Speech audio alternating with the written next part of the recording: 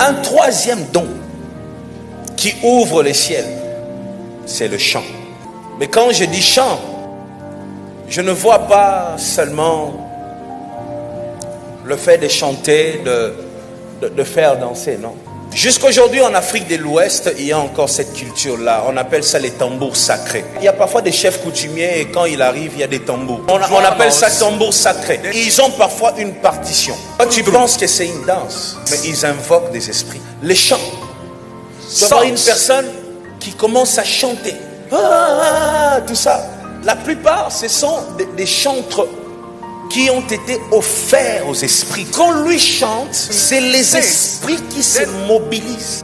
Et c'est la même chose dans l'église. Lorsque un chantre qui est consacré, qui est appelé pour ce ministère-là, se met à chanter, avant même que les prédicateurs montent, il y a déjà quelque chose qui se passe. De nos jours, ils sont rares.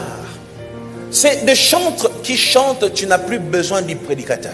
Quand il chante juste le son de sa voix, tu as l'impression qu'il y a une huile. Les paroles qu'il prononce, Dieu ne peut pas rester insensible. Est-ce que vous réalisez que David, qui était dans cette catégorie-là des chantres sacrés, David chantait, on dit toujours David Azoyemba Saoul Alali Pongi. Non, en réalité c'est quoi? En réalité c'est quand David chantait, le monde des ténèbres arrêtait avec ses activités. C'est quoi ces chantres qui peut imposer le silence au monde des ténèbres? Dès que lui commence à chanter, le démon qui tourmentait un homme arrête. En d'autres termes, ça Satan congé. Quand lui chante, aucun démon n'a le droit de bouger.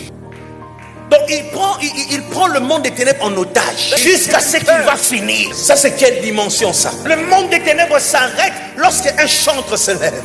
Oh mon Dieu. Élisée, avant de prophétiser, il demandait un joueur de harpe.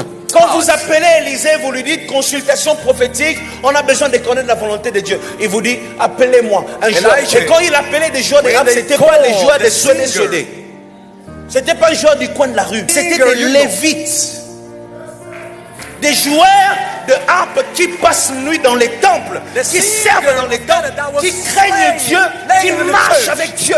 Chaque fois que ces joueurs-là apparaissaient, dès qu'ils commencent à jouer, David était de cette catégorie-là. Un joueur qui ouvre les cieux.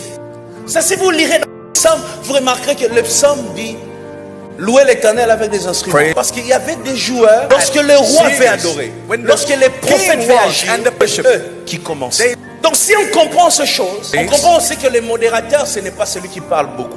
Avec une seule parole, il nous plonge dans une atmosphère. Avec un seul chant.